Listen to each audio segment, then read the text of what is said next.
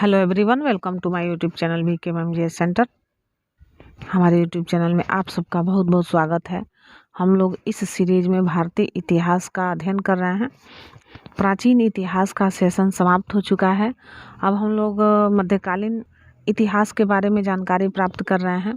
तो आज हम लोग का ये मध्यकालीन इतिहास का दूसरा वीडियो है, जिसमें हम लोग आज देखेंगे सल्तनत काल के बारे में। तो सल्तनत काल में हम लोग जानेंगे क्या क्या हुआ और क्या क्या बदलाव हुआ, इसके बारे में हम लोग जानते हैं। तो आइए हम लोग चलते हैं, देखते हैं यह सल्तनत काल में कौन कौन से वंशों की स्थापना हुई।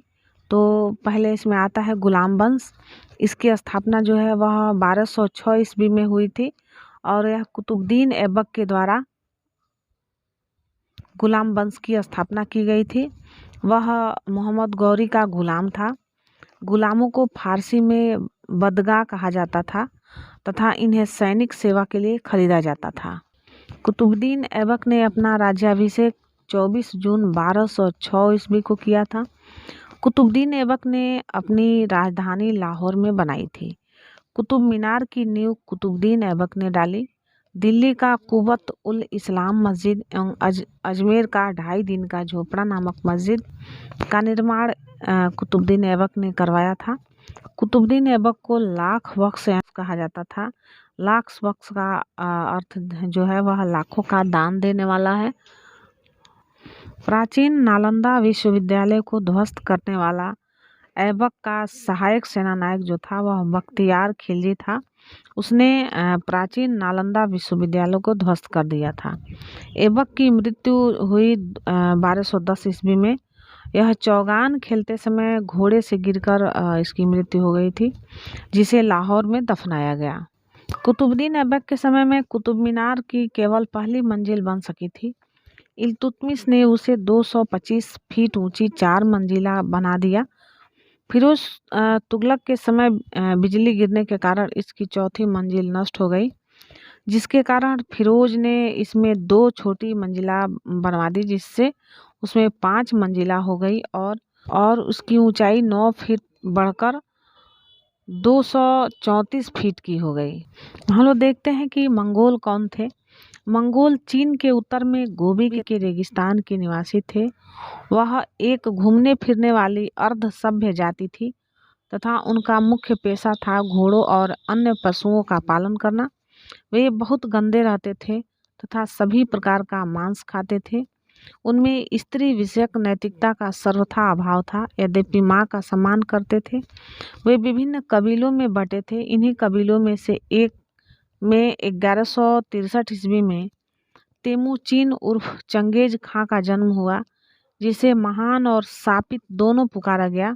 इसका पिता जो था वह येसुगाई बहादुर था। अब हम लोग देखते हैं कि ऐबक का जब मृत्यु हो गया तो उसका उत्तराधिकारी कौन हुआ। तो ऐबक का जो उत्तराधिकारी हुआ वह आराम शाह हुआ, जिसने 8 महीने तक शासन किया। आराम शाह की हत्या करके इल्तुतमिश 1211 ईस्वी में दिल्ली की गद्दी पर बैठा। इल्तुतमिश जो था वह तुर्किस्तान का इलबरी तुर्क था, जो ऐबक का गुलाम एवं दामाद था। ऐबक की मृत्यु के समय वह बदायूं का गवर्नर था। इल्तुतमिश ने लाहौर से राजधानी को स्थानांतरित करके दिल्ली लाया। उसने हौज ए सुल्तानी का निर्माण देहली एक कुहना के निकट कराया था। इल्तुतमिश पहला शासक था जिसने 1229 ईस्वी में बगदाद के खलीफा से सुल्तान पद की वैधानिक स्वीकृति प्राप्त की। इल्तुतमिश की मृत्यु अप्रैल 1236 ईस्वी में हो गई। चंगेज खां से बचने के लिए ख्वारिज्म के सम्राट जलालुद्दीन को इल्तुतमिश ने अपने यहाँ शरण नहीं दी थी। इल्तुतमिश के बाद उसका पुत्र रुकनुद्दीन फिरोज जो था दिल्ली की गद्दी पर बैठा और वह एक अयोग्य शासक था। इसके अल्पकालीन शासन पर उसकी मां शाह तुर्कान छाई रही। शाह तुर्कान के अवांछित प्रभाव से परेशान होकर तुर्की अमीरों ने क्या किया, रुकनुद्दीन को हटाकर राजिया को सिंहासन पर आसन किया, मतलब उनको सिंहासन दिया राजिया सुल्तान को। इस प्रकार राजिया बेगम प्रथम मुस्लिम महिला बनी जिसने शासन की बागडोर संभाली। राजिया ने पर्दा प्रथा का त्याग कर पुरुषों की तरह चोगा जिसको काबा कहा जाता था, एवं कुलाह जिसको टोपी कहा जाता था, इसको पहनकर दरबार में खुले मुंह से जाने लगी। राजिया ने मलिक जलालुद्दीन याकूत को अमीर अखूर सरदार नियुक्त किया। गैर तुर्कों को सामंत बनाने के राजिया के प्रयासों से तुर्की अमीर विरुद्ध हो गए और उसे बंदी बनाकर दिल्ली की गद्दी पर मुइजुद्दीन बहराम शाह को बैठा दिया। राजिया की शादी अल्तुनिया के साथ हुई। उसने शादी के बाद राजिया ने पुनः गद्दी प्राप्त करने का प्रयास किया, लेकिन वह असफल रही। राजिया की हत्या 13 अक्टूबर 2040 ईस्वी को डाकुओं द्वारा कैथल के पास कर दी गई थी। बहराम शाह को बंदी बनाकर उसकी हत्या कर दी गई और यह समय जो था वह 1242 ईस्वी का समय था। इसके बाद दिल्ली का सुल्तान अलाउद्दीन मसूद शाह बना। बलबन के षड्यंत्र के द्वारा 1246 ईस्वी में अलाउद्दीन मसूद शाह का सुल्तान के पद से हटाकर नसीरुद्दीन मोहम्मद को सुल्तान बनाया गया। नसीरुद्दीन मोहम्मद ऐसा सुल्तान था जो टोपी सीकर अपनी जीवन का निर्वाह करता था। बलबन ने अपनी पुत्री का विवाह नसीरुद्दीन मोहम्मद के साथ किया। बलबन का वास्तविक नाम बहाउद्दीन था। वह इल्तुतमिश का गुलाम था। तुर्कान चिहलगानी का विनाश बलबन ने किया था।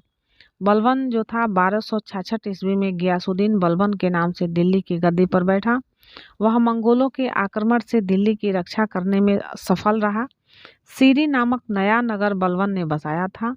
राज दरबार में सिजदा एवं पायबोस प्रथा की शुरुआत बलबन ने की थी। बलबन ने फारसी रीति रिवाज पर आधारित नौरोज यानी फारसियों का जो उत्सव होता है, फारसियों के लिए साल का पहला दिन होता है, इसको प्रारंभ करवाया। अपने विरोधियों के प्रति बलबन ने कठोर लौह एवं रक्त की रीति का पालन किया। नसीरुद्दीन महमूद ने बलबन को अलगू खां की उपाधि प्रदान की। बलबन आखेट अभियान के बहाने अपनी सेना को लंबी दूरी तक कवायद कराकर दुरुस्त करवाता था। बलबन के दरबार में फारसी के प्रसिद्ध कवि जो थे अमीर खुसरो एवं अमीर हसन रहा करते थे। गुलाम वंश का अंतिम जो शासक था वह शम्सुद्दीन कैमुर्स था। इल्तुतमिश के महत्वपूर्ण कार्य को हम लोग देखेंगे। कुतुब मीनार के निर्माण को पूर्ण करवाया, तो वह इल्तुतमिश ने कुतुब मीनार जो बन रहा था उसको उसने पूरा करवाया। सबसे पहले शुद्ध अरबी सिक्के जारी किए। चांदी का टंका और तांबा का जीतल जो है यह इल्तुतमिश के द्वारा चलवाया गया। इक्ता प्रणाली चलाई गई और 40 गुलाम सरदारों का संगठन बनाया जो तुर्कान चिहलगानी के नाम से जाना गया। सर्वप्रथम दिल्ली के अमीरों का दमन किया और वह किसने किया? इल्तुतमिश ने किया। अब हम लोग गुलाम वंश से संबंधित मेन टॉपिक को रिवाइज करेंगे। हम लोग देखते हैं गुलाम वंश की स्थापना किसने की, तो वह किसने की? तो यह कुतुबुद्दीन ऐबक ने की थी और 1206 में किया था। कुतुबुद्दीन ऐबक की राजधानी कहाँ थी? तो उसकी राजधानी लाहौर थी। कुतुब मीनार का नींव डलवाने वाला जो था वह कुतुबुद्दीन ऐबक था, यानी उसने कुतुब मीनार को बनवाने की कार्य को प्रारंभ किया और उसने दिल्ली के कुव्वत उल इस्लाम मस्जिद को बनवाया। अजमेर का 2.5 दिन का झोपड़ा को कुतुबुद्दीन ऐबक ने ही बनवाया था। कुतुबुद्दीन ऐबक को लाख बख्श कहा जाता था क्योंकि वह लाखों का दान किया करता था, इसलिए उसे लाख बख्श कहा जाता था। कुतुबुद्दीन ऐबक का जो उत्तराधिकारी हुआ वह कौन हुआ? वह आराम शाह हुआ और उसने जो कार्यकाल था उसका वह 8 महीने का ही था। आराम शाह की हत्या इल्तुतमिश ने किया और वह सन जो था वह 1211 था। कुतुबुद्दीन ऐबक की मृत्यु कब हुई? तो उसकी मृत्यु 1210 ईस्वी में हुई और वह चौगान खेलते समय घोड़े से गिरकर मर गया था और उसका मृत्यु के बाद ऐबक को लाहौर में दफनाया गया। सिजदा और पैवोस की प्रथा किसने शुरू की? तो वह बलबन ने शुरू की। सीरी नामक नया नगर कौन बनवाया? तो वह बलबन ने बनवाया। उसके बाद हम लोग देखते हैं कि लौह एवं रक्त की नीति का पालन किसने किया? तो वह बलबन ने किया। कौन सा ऐसा सुल्तान था जो टोपी सील कर पहनता था? तो उसका नाम है नसीरुद्दीन महमूद था। इल्तुतमिश के द्वारा किए गए कार्यों को हम लोग देखेंगे कि इल्तुतमिश ने क्या किया था, तो जो कुतुबुद्दीन ऐबक के द्वारा कुतुब मीनार की नींव डाली गई थी, तो इसको पूरा किसने करवाया? इल्तुतमिश ने करवाया। इल्तुतमिश ऐसा शासक था जिसने सबसे पहले शुद्ध अरबी सिक्के का प्रचलन किया। वहाँ उस समय के जो सिक्के थे उसमें जो चांदी का सिक्का था उसको टंका और तांबे की जो सिक्के थे उसको जीतल कहा गया। इक्ता प्रणाली किसने चलवाई? तो यह इक्ता प्रणाली इल्तुतमिश ने चलवाया। 40 गुलाम सरदारों का संगठन किसने बनाया? तो यह इल्तुतमिश ने बनाया। तुर्कान ए चहलगानी के नाम से कौन जाना जाता है? तो इल्तुतमिश को जाना जाता है। इल्तुतमिश कहाँ का निवासी था? तो इल्तुतमिश तुर्किस्तान का इलवरी तुर्क था, जो कुतुबुद्दीन ऐबक का गुलाम एवं दामाद था। इल्तुतमिश की मृत्यु कब हुई? तो उसकी मृत्यु 1236 ईस्वी में हुई। इल्तुतमिश पहला ऐसा शासक था जिसने 1229 ईस्वी में बगदाद के खलीफा से सुल्तान की पद को स्वीकृति ली थी। नौरोज जो फारसियों का साल का पहला दिन होता है, इस उत्सव को बलबन ने शुरू करवाया। ऐसी कौन सी महिला मुस्लिम शासिका थी जो पहली बार शासन की बागडोर संभाली थी? तो वह थी राजिया बेगम। यह पहली महिला मुस्लिम शासिका थी जिसने शासन की बागडोर को संभाला और उसने पर्दा प्रथा को त्याग कर पुरुषों की तरह चोगा और कुलाह पहनना और खुले दरबार में यह जाया करती थी। राजिया सुल्तान की शादी किससे हुई? तो यह अल्तुनिया के साथ हुई थी। राजिया सुल्तान की हत्या कब हुई? तो यह 13 अक्टूबर 1240 ईस्वी को डाकुओं के द्वारा उसकी हत्या हो गई और यह स्थान जो था कैथल था। इल्तुतमिश के बाद शासक कौन बना? तो उसका पुत्र रुकनुद्दीन फिरोज इल्तुतमिश का उत्तराधिकारी बना। कौन सा ऐसा शासक है जिसको अलगू खां की उपाधि प्रदान की गई? तो वह नसीरुद्दीन महमूद ने बलबन को अलगू खां की उपाधि दी थी।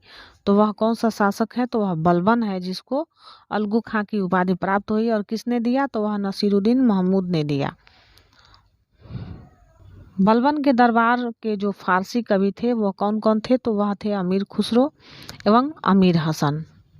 गुलाम वंश का अंतिम शासक कौन हुआ? तो यह अंतिम शासक जो था वह शम्मुद्दीन कैमुर्स था। तो आज हम लोगों ने जो गुलाम वंश से मेन टॉपिक थे उसको हम लोगों ने देखा, मुख्य बिंदुओं पर फोकस किया। इसके बाद हम लोग अगले वीडियो में देखेंगे खिलजी वंश के बारे में। इसका समय जो है कब से कब शुरू होता है? तो इसका समय जो है 1290 से लेकर 1320 ईस्वी तक चला है। तो हम लोग अगली वीडियो में खिलजी वंश के बारे में जानेंगे, उसके मुख्य पॉइंट को जानेंगे, खिलजी वंश और तुगलक वंश के बारे में। तो उम्मीद है आप लोगों को यह वीडियो अच्छा लगा होगा। वीडियो अच्छा लगा हो तो आप हमारे चैनल को सब्सक्राइब करिए, हमारे वीडियो को लाइक करिए और कमेंट जरूर करिए। फिर मिलते हैं हम लोग वीडियो में। Thanks for watching this video. जय हिंद, वंदे मातरम।